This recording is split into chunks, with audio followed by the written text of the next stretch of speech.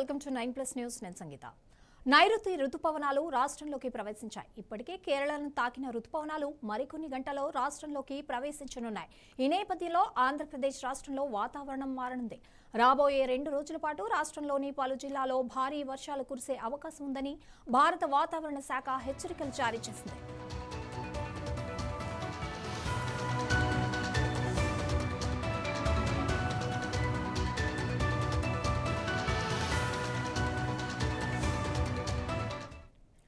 వాతావరణ శాఖ అంచనాల ప్రకారం రాబోయే 48 గంటల్లో ఏపీలోని పలు జిల్లాల్లో భారీ వర్షాలు కురుస్తాయని తెలిపింది. ముఖ్యంగా విశాఖపట్నం, అనకాపల్లి, ఏలూరు, పశ్చిమ గోదావరి, కృష్ణా, ఎన్టీఆర్, గుంటూరు, బాపట్ల, పల్నాడు జిల్లాలకు ఎల్లో అలర్ట్ జారీ చేసింది. ఈ జిల్లాలో భారీ వర్షాలతో పాటు ఉరుములు, మెరుపులతో కూడిన గాలులు కూడా వీస్తాయని హెచ్చరించింది. ప్రజలందరూ అప్రమత్తంగా ఉండాలని సూచించింది.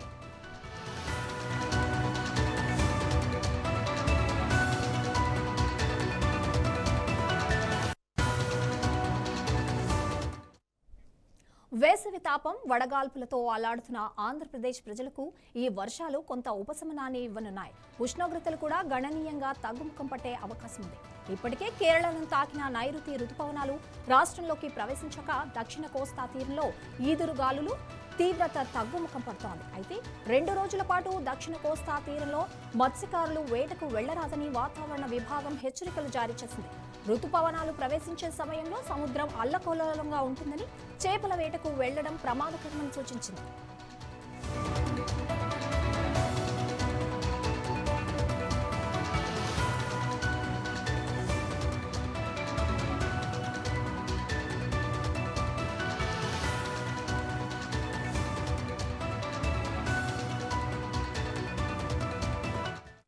ఇప్పటికే నైరుతి రుతుపవనాలు మే 30న కేరళను తాకాయి. సాధారణంగా జూన్ 1న కేరళను తాకే రుతుపవనాలు ఈసారి 2 రోజుల ముందుగానే వచ్చాయి. దేశవ్యాప్తంగా నైరుతి రుతుపవనాల రాకతో పలు ప్రాంతాల్లో భారీ వర్షాలు కురుస్తున్నాయి. ఏడాది రుతుపవనాల కాలంలో సాధారణం కంటే అధికంగానే వర్షపాతం నమోదయ్యే అవకాశం ఉందని వాతావరణ శాఖ అంచనా వేస్తోంది.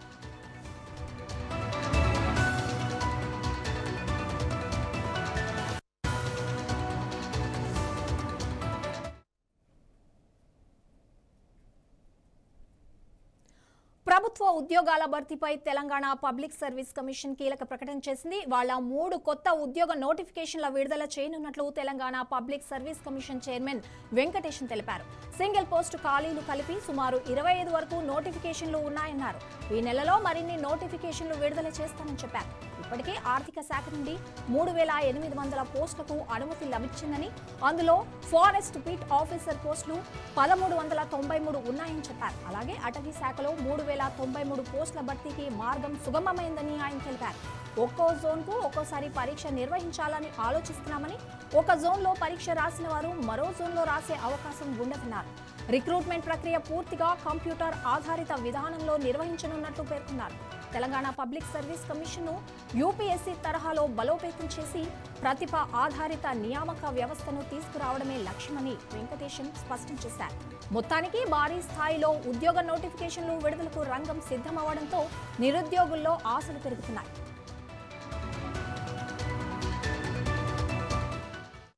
ఫైనాన్స్ నుంచి క్లియరెన్స్ వచ్చింది ఎన్ని డిపార్ట్మెంట్ లోని. ఇప్పుడు మన దగ్గర ఆల్రెడీ 3800 పోస్టులకి ఉన్నాయి. కాబట్టి అది చెప్పింది ఒక 25 రకాల పోస్టులు ఒక్కొక్క పోస్టే ఉంది. 25 రకాల పోస్టులు 2-5 లోపలనే ఉన్నాయి. సో ఇవన్నీ చూస్తున్నాం ఎట్లా చేయాలనేది. ఇప్పుడు పెద్దగా ఉండే పోస్టులు ఒక ఫారెస్ట్ బీట్ ఆఫీసర్ 1393 ఉంది. ఇప్పుడు దాన్ని ఒకసారి పెడితే 3-4 లక్షల మంది రాస్తారు. అది మల్టీ జోన్ 1 వేరు, మల్టీ జోన్ 2 వేరు పెట్టవచ్చు. అవి ఆలోచన చేస్తున్నాము. అంటే ఇప్పుడు అక్కడ వాళ్ళు ఇక్కడ రాయడానికి వీల్లేదు, ఏ జిల్లాకి ఆ జిల్లా రాసుకోవాలి. సో అట్లా చేయొచ్చు. ఇవన్నీ కొంచెం ఆలోచన చేసుకొని ఎవరికి కూడా ఆపర్చునిటీ మిస్ కాకుండా ఎవరు రెండోసారి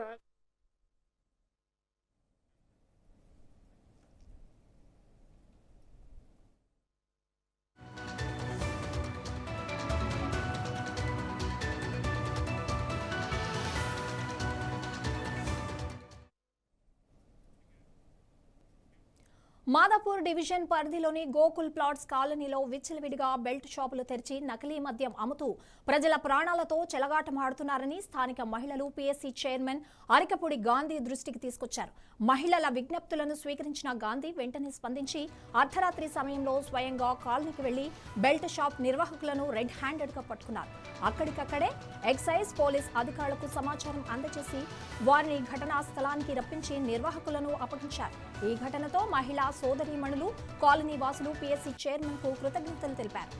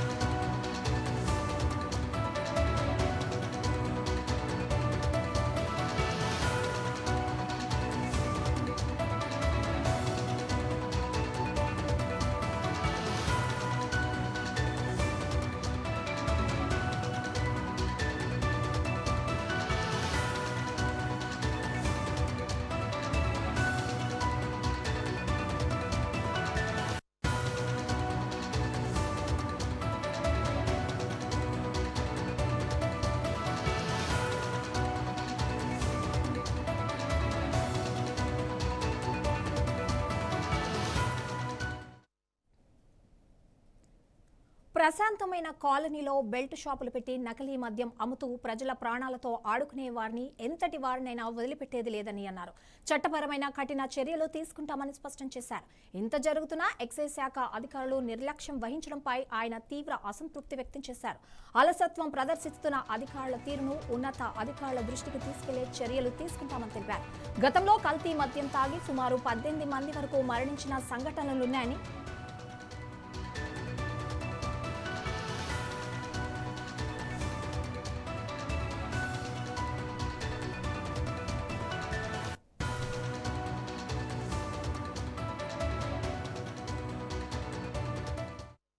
సంగారెడ్డి జిల్లాలో దారుణం జరిగింది.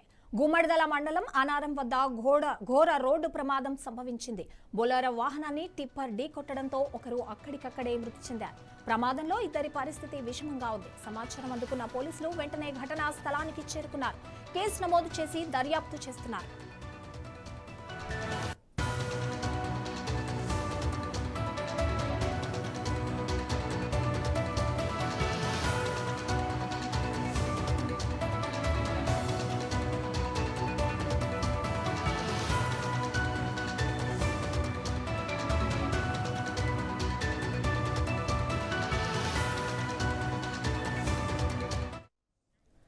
సంగారెడ్డి జిల్లాలో జరిగిన ఈ రోడ్డు ప్రమాదంపై పూర్తి వివరాలు అందాల్సి ఉంది. అయితే ప్రమాదానికి గల కారణాలపై పోలీసులు ఆరా తీస్తున్నారు.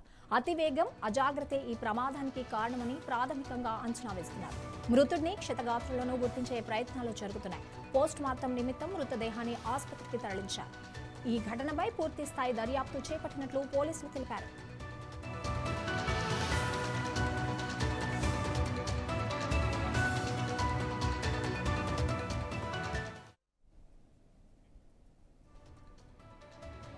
తెలంగాణ ఆర్టీసీలో ప్రయాణించే వారికి శుభవార్త. ఇకపై మీ ప్రయాణం మరింత ఆహ్లాదకరంగా మారనుంది. బస్సులో FM రేడియో సేవలను అందుబాటులోకి తేవాలని ఆర్టీసీ కీలక నిర్ణయం తీసుకుంది. ప్రయాణికులకు వినోదాన్ని, సమాచారాన్ని దృష్టిలో పెట్టుకుని ఈ ఆలోచనకు శ్రీకారం చుట్టారు. ముఖ్యంగా సుదూర ప్రాంతాలకు వెళ్లే వారికి ఇది మంచి రిలీఫ్ ఇస్తుందని ఆర్టీసీ భావిస్తోంది. బోర్ కొట్టకుండా టైం పాస్ అవుతుందని చెబుతున్నారు. ఇది మంచి నిర్ణయమే కదా.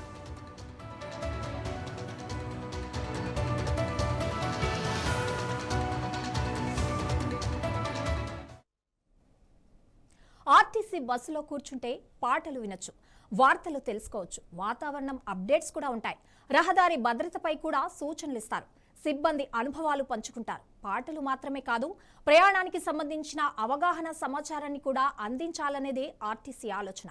దీనివల్ల ప్రయాణికులకు కొత్త అనుభూతి కలుగుతుంది. బస్సు ప్రయాణం అంటేనే ఒక కొత్త లుక్ వచ్చేస్తుంది కదా.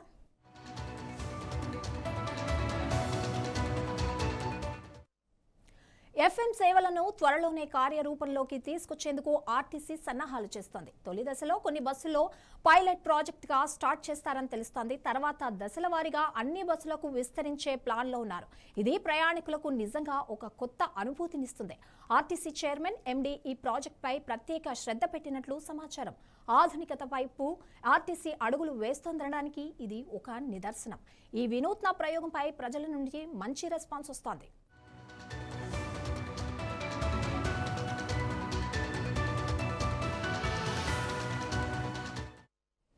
ప్రయాణికులకు భద్రత, వారి ఎంటర్టైన్మెంట్ రెండూ చాలా ముఖ్యం. ఎఫ్ఎం సేవలతో ఈ రెండూ ఒకేసారి సాధ్యమవుతాయని ఆర్టీసీ అంటోంది. బస్సుల్లో సౌకర్యాలు పెంచడం ద్వారా మరింత మంది ప్రయాణికులను ఆకర్షించాలనేది కూడా వారి లక్ష్యం. హైదరాబాద్తో పాటు ఇతర జిల్లా కేంద్రాలకు వెళ్లే బస్సుల్లోనూ ఈ సేవలు త్వరలోనే అందుబాటులోకి వస్తాయని ఆశిద్దాం. ఆర్టీసీకి ఇది నిజంగా ఒక ప్లస్ పాయింట్.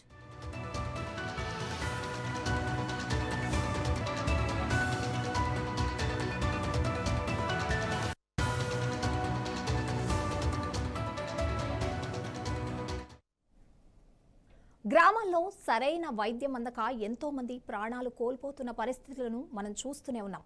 చిన్నపాటి జబ్బుల నుండి ప్రాణాంతక వ్యాధుల వరకు నగరాలకు వెళ్లి వైద్యం చేయించుకోలేక పేదలు పడుతున్న ఇబ్బందులు అన్నీ ఇన్ని కావు.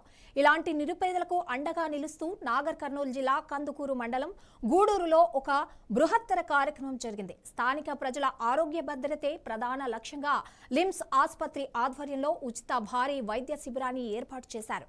ఇక్కడ గుండె, మూత్రపిండాలు, నాడీ సంబంధిత తీవ్రమైన సమస్యలకు సైతం ఉచితంగా అత్యాధునిక పరీక్షలు నిర్వహించారు. పైసా ఖర్చు లేకుండా మహానగరాల్లో దొరికే ఖరీదైన వైద్యాన్ని నేరుగా పల్లె ప్రజల ముంగిటకు తీసుకొచ్చారు. ఈ ఉచిత శిబిరంలో వైద్య పరీక్షలు చేయించుకునేందుకు చుట్టుపక్కల గ్రామాల నుండి ప్రజలు పెద్ద ఎత్తున తరలివచ్చారు. ప్రాణాంతక వ్యాధులను ప్రాథమిక దశలోనే గుర్తించి అవసరమైన వారికి మెరుగైన చికిత్స అందించడమే తమ లక్ష్యమని నిర్వాహకులు తెలిపారు. పేదలకు పెద్ద ఊరటనిచ్చిన కేడూరు వైద్య శిబిరం విశేషాలు ఇప్పుడు గ్రౌండ్ రిపోర్టింగ్లో చూద్దాం.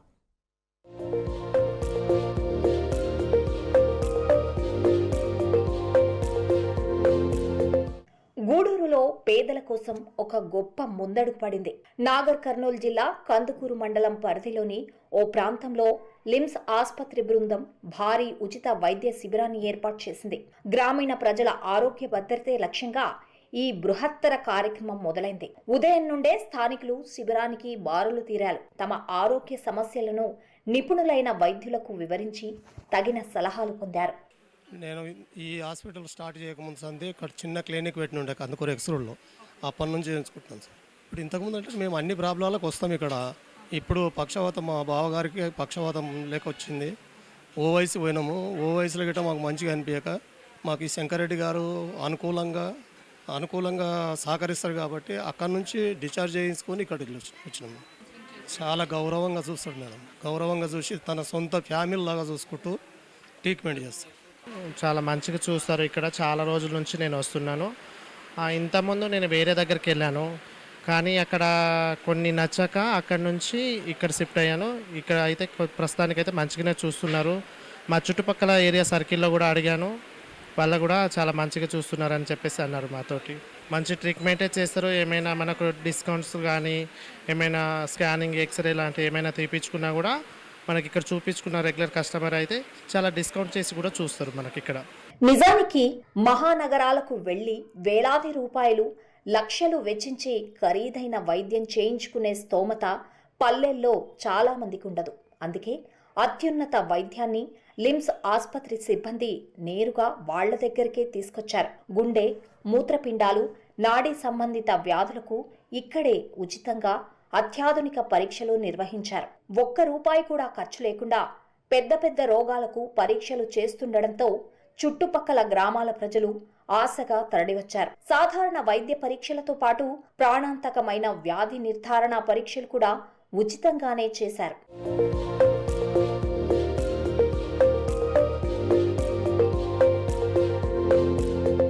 సో ఇక్కడ ఏ విధమైన కేసెస్ రెగ్యులర్గా వస్తుంటాయి? మీరు ఇక్కడ ఎటువంటి కైండ్ ఆఫ్ పేషెంట్స్ని మీరు ట్రీట్ చేస్తారు?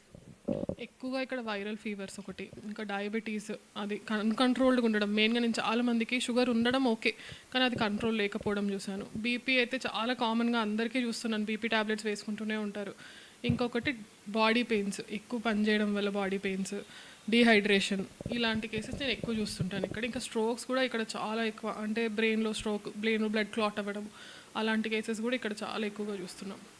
అంటే ఇక్కడ మనకి మీరు ఏంటంటే ఇక్కడ స్పెషలైజేషన్ ఇక్కడ ఏంటంటే పాయిజనింగ్ కానీ పాము కాటుకి, సో ఇక్కడ రెగ్యులర్గా పాము కాటు కేసెస్ అవి ఎక్కువ వస్తుంటాయా? ఆ పాము కాటు కేసెస్ కొంచెం కంపారిటివ్లీ తక్కువ, కానీ ఇక్కడైతే అన్ని పాము కాటుకు కూడా మనం ట్రీట్మెంట్ ఇస్తాము. పాయిజనింగ్ కేసెస్ కూడా అన్నిటికీ ట్రీట్మెంట్ ఇస్తుంటాం. పాయిజనింగ్ కేసెస్ అయితే వస్తూనే ఉంటాయి. ఒకటి ఓపీ కాంపౌండ్, ఇంకోటి ఏదైనా పురుగుల మందు చల్లడం, అది ర్యాట్ పాయిజన్స్, ఇలాంటివన్నీ కూడా ఎక్కువ పాయిజనింగ్ కేసెస్ కూడా మనం చూస్తూ ఉంటాం. అంటే మీరు ఇందాక మెన్షన్ చేశారు ఇవాళ రోజుల్లో ఏంటంటే చిన్న వయసులోనే బీపీ అన్నది కామన్గా అందరిలో వస్తుంది. అసలు దీనికి మెయిన్ కాజ్ ఏంటంటారు? బీపీ కానీ షుగర్ కానీ చిన్న వయసులో రావడం? ఈ బీపీ షుగర్ అన్నవి మేము మెయిన్గా చెప్పాలంటే మెటబాలిక్ డిసీజెస్ అని చెప్పుకోవచ్చు. అంటే మన ఫుడ్ హ్యాబిట్స్, మన లైఫ్ స్టైల్. ఇప్పుడు మన లైఫ్ స్టైల్ అంతా చాలా స్ట్రెస్ఫుల్ లైఫ్ స్టైల్. ఎట్లా అంటే ఒక రోజు పని చేస్తేనే మనకి ఇలా, అంటే ఈ టైమ్స్ మనం స్ట్రెస్ అవుతున్నామంటే రాంగ్ అని కాదు, ఈ టైమ్స్ అలా ఉన్నాయి. వీఆర్ వర్కింగ్ అలాట్, ప్రతి ఒక్కరికి స్ట్రెస్ ఉంటుంది లైఫ్లో, ఫ్యామిలీ ఉండొచ్చు, వర్క్ ఉండొచ్చు, అదొకటి. ఇంకొకటి ఫుడ్ హ్యాబిట్స్. మన ఫుడ్ హ్యాబిట్స్ ఈ స్ట్రెస్ వల్ల మనం బయట ఎక్కువ తినేయడము, ప్రాసెస్డ్ ఫుడ్ ఎక్కువ, ఫ్రైడ్ ఐటమ్స్ అనేసి బయట తినడము, దానివల్ల అవన్నీ ఇన్ఫ్లమేషన్ కాజ్ చేస్తాయి బాడీలో, బాగా వాపు అలాంటివన్నీ రావడం వల్ల ఈ బీపీ రావడము, ఇవన్నీ ఎక్కువగా బీపీ షుగర్ అవి ఎక్కువగా చూస్తున్నాం. ఇంకొకటి ఏంటంటే మనకి తెలీదు, ఈ సమ్మర్లో ఏం చేస్తామంటే ఈ ఎండాకాలం కదా మనకు దాహం వేస్తుందని చెప్పేసి ఒక కోకోకోలా తాగేస్తాం. ఆ కోకోకోలాలో షుగర్, సోడా తప్ప ఇంకా అది ఇంకా కెఫెన్ కూడా ఉంటుంది అందులో. కాఫీ ఉండడం వల్ల ఇంకా డీహైడ్రేషన్ ఎక్కువైపోయి ఇంకా బాడీ పెయిన్స్ రావడం, ఇవన్నీ కూడా ఎక్కువగా చూస్తున్నాం ఇక్కడైతే చాలా ఎక్కువగా. అంటే మీరు ఇప్పుడు సమ్మర్ గురించి మెన్షన్ చేశారు. మనకి ఏంటంటే లాస్ట్ 10 daysగా చూసుకుంటే మనకి 2 తెలుగు రాష్ట్రాల్లో కూడా హీట్ కానీ అండ్ అదే విధంగా ఎండ చాలా ఎక్కువగా ఉంటుంది. సో ఆ టైమ్స్లో మనం మెయిన్గా తీసుకోవాల్సిన జాగ్రత్త, ఇప్పుడు సీజన్ మారింది కొంచెం, సో ఇప్పుడు తీసుకోవాల్సిన జాగ్రత్త మెయిన్గా మనం ఎండగా ఉన్నప్పుడు ఫస్ట్ ఎప్పుడైనా నీడగా ఉండాలి. ఫస్ట్ మనం ఎండలో తిరగడం అన్నది గుడ్ ఆప్షన్ అయితే అసలు కాదు. ఇంకొకటి వాటర్ అన్నది మనం చాలా ఎక్కువగా తీసుకోవాలి. ఉట్టి ప్లెయిన్ వాటర్ తీసుకున్నా కూడా సరిపోదు. కోకోనట్ వాటర్ కానీ, లేకపోతే ఎలక్ట్రోల్ పౌడర్స్ అంటాం, ఓఆర్ఎస్ పౌడర్స్ అంటాం, అది అందులో అన్ని ఎలక్ట్రోలైట్స్ అవన్నీ ఉంటాయి, పొటాషియం, సోడియం, అవన్నీ లేకపోయినా కూడా మనం ఉట్టి వాటర్ తాగినా కూడా అది లోపల ఉండదు. సో ఇవన్నీ ఎక్కువ తీసుకోవడం, కోకోనట్ వాటర్, ఓఆర్ఎస్ పౌడర్స్ ఉన్నవి ఇవి ఎక్కువ తాగడం, water content 3 to 4 liters maintain చేయడం. ఈ కోకోకోలా కానీ హై షుగరీ ఫుడ్స్ తీసుకుంటే ఏమవుతుందంటే మనం షుగర్ ఎక్కువ తీసుకున్నప్పుడు బాడీకి వాటర్ అంతా మన జిఐ ట్రాక్ లాగేస్తుంది. అప్పుడు ఇంకా ఎక్కువ డీహైడ్రేషన్ రావడం, ఇంకా ఎక్కువ బాడీ పెయిన్స్ రావడం. సో అలాంటి మిస్టేక్స్ అస్సలు చేయకూడదు. వ్యాధులను ముందే గుర్తిస్తే ప్రాణాపాయం నుండి సులభంగా బయటపడవచ్చు. సరిగ్గా ఇదే సూత్రాన్ని వైద్యులు ఇక్కడ అమలు చేస్తున్నారు. ప్రాణాంతక వ్యాధులను ప్రాథమిక దశలోనే గుర్తించి అవసరమైన వారికి భవిష్యత్తులోనూ మెరుగైన చికిత్స అందించడమే తమ ప్రధాన ఉద్దేశమని లిమ్స్ ఆసుపత్రి నిర్వాహకులు స్పష్టం చేశారు. ఖరీదైన వైద్యం అందక ఎంతో మంది పడుతున్న వేదనకు ఈ శిబిరం పెద్ద ఊరటనిచ్చింది. అవసరమైన వారికి అక్కడికక్కడే ఉచితంగా మందులు సైతం పంపిణీ చేశారు.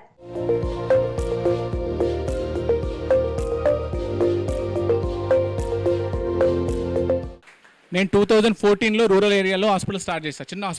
చిన్నది హాస్పిటల్. ఆ రూరల్ ఏరియాలో ఎలాంటి ఇబ్బందులు ఉంటాయో నాకు తెలుసు. అది ఉన్నప్పుడు మనం దానికన్నా ఇంకా పెద్ద లెవెల్లో చేయాలనే విధంగానే శంషాబాద్లో హాస్పిటల్ స్టార్ట్ చేస్తాం. ఇంకా పెద్ద దృష్టితో ఆలోచన చేసి కార్పొరేట్ హాస్పిటల్కి ధీటుగా మనము హాస్పిటల్స్ నడుపుతూ ముందుకెళ్తున్నాం. అతి తక్కువ ఖర్చుతో ఈరోజు మనం సర్వీసెస్ ఇస్తున్నాం. ఇదే విధంగా శంకర్ రెడ్డి సార్ ఎప్పుడైతే మాకు 2024లో రామరాజ్ మనం ఇక్కడ లిమ్స్ బ్రాండ్ మీద మనం హాస్పిటల్ ముందుకు తీసుకెళ్దాం, నేను సపోర్ట్ చేస్తా అన్నప్పుడు సెకండ్ థాట్ లేకుండా డైరెక్ట్ చలో సార్ మేము మీతో పాటు ఉంటామని చెప్పేసి అన్ని ఏం కావాలన్నా, ఏ ఇబ్బందులున్నా, ఎన్ని అడ్డంకులు వచ్చినా కూడా ధైర్యంగా ఫైట్ చేస్తూ మన ఇక్కడ సహకరించిన ప్రతి ఒక్క టీం కూడా ముఖ్యంగా అందరూ ఫైట్ చేస్తూ మనం ఈరోజు ఒక ఇంత కాంపిటేటివ్ ఏరియాలో కూడా ఒక బెస్ట్ సర్వీస్ ఇచ్చి గ్రేట్ డాక్టర్స్ అనిపించుకోవడం అనేది అదొక గొప్ప విషయం. అంత ఈజీ టాస్క్ కాదు. ఇప్పుడు శంకర్ రెడ్డి సార్ని ఎందుకు అందరూ పొగుడుతున్నారు, ఇక్కడ ఉండే స్టాఫ్ని ఎందుకు పొగడట్లేదు? సార్ ఒక్కడే సర్వీస్ ఇస్తున్నారు కదా, మీరు ఇస్తున్నారు, కానీ మనం ఎంత బాగా ఇస్తున్నాం అనేది కూడా ఇంపార్టెంట్. ఇక్కడ ఎంత అద్భుతంగా ఇస్తున్నాం అనేది ఇంపార్టెంట్. ఒక పేషెంట్ సార్ దగ్గరికి వస్తుందంటే అక్కడ కూర్చోబెట్టి వాళ్ళని మాట్లాడుతూ పలకరించి ఆప్యాయంగా మీరు ప్రేమగా మాట్లాడితే మీరు బయటికి వెళ్ళినప్పుడు సార్ కన్నా కూడా మిమ్మల్ని ఎక్కువ ప్రేమిస్తారు వాళ్ళు. గుర్తుపెట్టుకోండి, మిమ్మల్ని అంతకు మించి 10 రెట్లు మిమ్మల్ని రెస్పెక్ట్ చేస్తారు. సో అది మీరు మైండ్లో పెట్టుకోవాలి. అంతేగాని నా డ్యూటీ ఏంటి, నేను ఆ పేషెంట్ వచ్చాడు అక్కడ కూర్చున్నాడు, సార్ ట్రీట్మెంట్ ఇస్తాడు, నాకు సంబంధం లేదు అనే విధంగా ఉంటే మీ జీవితం మీరు కోల్పోయినట్టే. ఎందుకంటే మీరు ఇక్కడ చేయనప్పుడు ఇంకెక్కడ చేయలేరు. ఇక్కడ ఒక మంచి అవకాశం వచ్చినప్పుడు మనం నిరూపించుకోలేనప్పుడు మనం ఎక్కడ బయటికి వెళ్ళినా కూడా మనం ఏ సర్వీస్ చేయలేము, మన జీవితం అంతవరకు కొలాప్స్ అయిపోతుంది. ఎప్పుడైనా ఈ ఇయర్లో మన టార్గెట్ ఏంటి, నేను ఇక్కడ ఒక పొజిషన్లో ఉన్నాను, నెక్స్ట్ ఇయర్లో నా పొజిషన్ ఇంకా పెద్ద లెవెల్లో ఉండాలి అనే విధంగా ఆలోచించాలి తప్పితే నేను ఇంకా ఇంతే ఉంటాను, నా సర్వీస్ ఇంతటితో సమాప్తం అనే విధంగా ఉండకూడదు. ఈరోజు మేమేం చేస్తున్నాము, లిమ్స్ హాస్పిటల్ని శంషాబాద్లో 2-3 బ్రాంచ్లు ఉన్నాయి, కందుకూరులో చేయాల్సిన అవసరం మాకేముంది అంటే ప్రజలకు సర్వీస్ ఇస్తే మీలాంటి ఎంతోమంది యువకుల్ని మన దగ్గర పెట్టుకొని స్టాఫ్కి ఎంప్లాయ్మెంట్ ఇస్తూ అలాగే ఎంతో రూరల్ ఏరియాలో ఉండే ప్రజలకి సర్వీస్ ఇస్తే వాళ్ళు ఇచ్చే బ్లెస్సింగ్స్ ఇంకా మనకు అంతకు మించింది వేరే దొరకదు. అది ఈరోజు శంకరెడ్డి సార్ పుణ్యాన అలాగే మీ అందరి యొక్క ఎఫర్ట్స్ వల్ల లిమ్స్ హాస్పిటల్కి అందుకొరికి ఒక మంచి స్థానం లభించింది. అంటే మీ అందరి ఎఫర్ట్స్, శంకరెడ్డి సార్ ఎఫర్ట్స్, మీరు ఇట్లనే కంటిన్యూ చేయండి.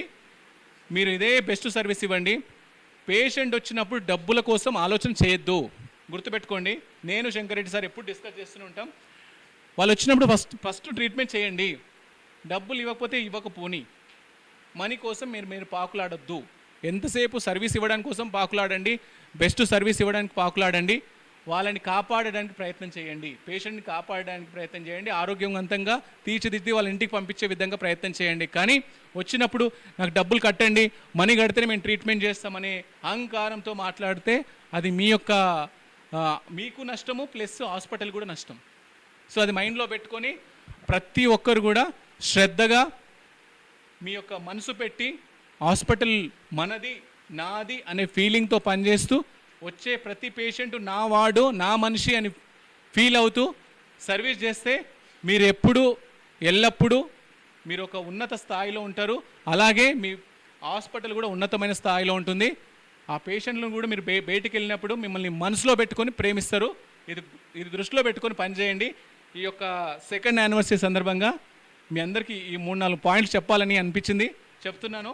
తమ దాకా వచ్చిన ఈ సువర్ణ అవకాశాన్ని ప్రతి ఒక్కరూ పూర్తిగా సద్వినియోగం చేసుకోవాలని డాక్టర్లు సూచించారు. చిన్నపాటి జబ్బులను నిర్లక్ష్యం చేస్తే అవే భవిష్యత్తులో ప్రాణాల మీదకు వస్తాయని హెచ్చరించారు. పేదల ఆరోగ్యానికి భరోసా కల్పిస్తూ గూడూరులో సాగిన ఈ వైద్య శిబిరం ఎంతో మందికి కొత్త ఆశలు చిగురింపజేసింది.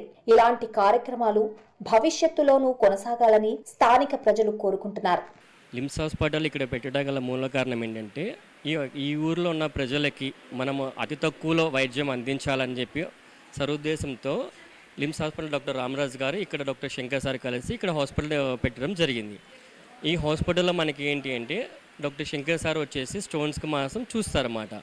తర్వాత గైనకాలజీ వచ్చి డాక్టర్ శ్రవంతి గారు, ఫిజిషియన్ వచ్చేసి డాక్టర్ పూజిత మేడము, ఆర్థోపెడిక్ వచ్చి డాక్టర్ శరత్ సార్ ఉంటారు. మనకి ఇక్కడ ఒక పేషెంట్ కనుక ఇక్కడ నుంచి మనం సిటీకి వెళ్ళాలి అనుకుంటే మినిమం ఒక 15-20 కిలోమీటర్లు ఉంది. ఏదైనా ఆర్టీ కేస్ కానీ, హెడ్ ఇంజరీ కానీ, పాయిజన్ కానీ, స్నేక్ బైట్ కానీ సిటీకి వెళ్ళే లోపల వాళ్ళకి వైద్యం అందక మరణిస్తున్నారు. ఆ విషయం మనం గమనించి సారు సిటీలో కాదు మారుమూల గ్రామంలోకి వెళ్ళి మన లిమ్స్ హాస్పిటల్ అనేది వైద్యం అందిస్తే ప్రజలకు అందుబాటులో ఉంటుంది కాబట్టి మనం ఇక్కడ ఏర్పాటు చేయడం జరిగింది. ఇక్కడ మనకి క్రిటికల్ కేర్ ఉంది టీం, ఎమర్జెన్సీ కేసు తీసుకుంటాం, 24/7 ఉంది, డాక్టర్ శంకర్ సార్ ఉంటారన్నమాట. ఇలా అన్ని రకాల డాక్టర్స్ అవైలబుల్ ఉంటారు. మనం అన్ని విధాలుగా ట్రీట్మెంట్ తక్కువ ఖర్చులో మనం చేయటం జరుగుతుంది.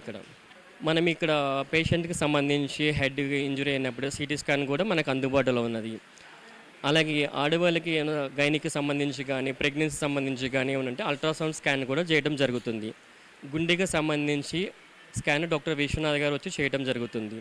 సో అట్లాగా ఎక్స్రే, ల్యాబ్, ఫార్మసీ, సో మనకి ఓటీ కూడా మనకి ఇక్కడ అందుబాటులో ఉన్నాయి. అందుతో పాటు రీసెంట్గా మనము ఒక 1 year నుంచి ఇక్కడ సీఎం స్టార్ట్ చేయడం జరిగింది. అంటే సర్జరీ చేసేటప్పుడు ఏవైనా బొయ్కులు మనకి ఏమైనా ఫ్రాక్చర్ అయినాయా, ఎక్స్రే, సిటీ స్కాన్లో మనకు అంతగా తెలియదు. సర్జరీ చేస్తుండగా సీఎం మీద కూడా అత్యాధునిక వైద్యంతో మనం ఇక్కడ తక్కువ ఖర్చులో చేయగలుగుతాము. ఇక్కడ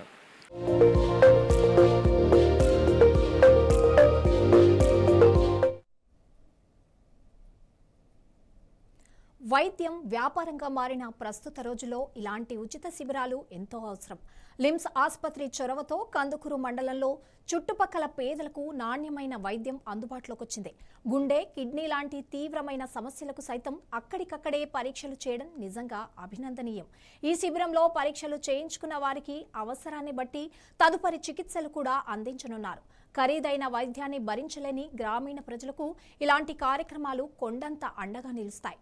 రానున్న రోజుల్లో మరిన్ని ప్రాంతాల్లో ఇలాంటి శిబిరాలు నిర్వహించే యోచనలో నిర్వాహకులున్నారు. పేదల ఆరోగ్య రక్షణలో భాగస్వామ్యులైన వైద్య బృందానికి స్థానికులు హృదయపూర్వక కృతజ్ఞతలు తెలిపారు. ఇవి ఇప్పటివరకున్న అప్డేట్స్. మరిన్ని అప్డేట్స్ కోసం చూస్తూనే ఉండండి 9+ న్యూస్.